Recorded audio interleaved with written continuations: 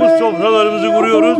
Bundan biz de, halkımız da çok memnun. Allah Rabbim bugünlere kavuşturdu. Daha böyle birlik, beraberlik, huzur ve sağlık içinde daha nice Ramazanları idrak etmeyi nasip etsin inşallah. Hoparlörlerin falan çok yaygın olmadığı, minarelerden seslerin yaygınlaşmadığı dönemde siren çok eskiden beri geliyor. Şehrin daha küçük olduğunu düşünülüp kalede top atılıyor ve bu siren sesiyle de iftar vaktinin geldiğini belirtmek için yapılmış. Biz de bunu devam ettirmeye çalışıyoruz. Rabbime bize bu günleri yaşattığı için şükrediyoruz, hamd ediyoruz inşallah.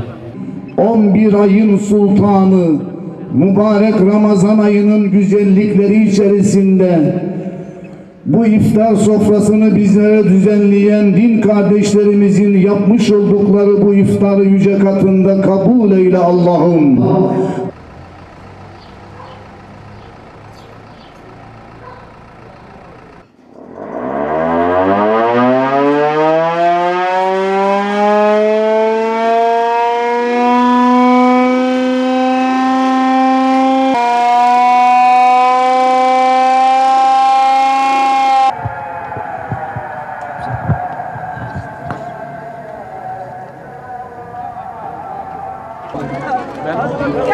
Abi sıra kimde?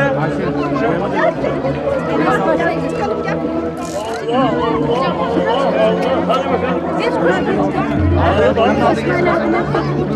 Hadi bakalım.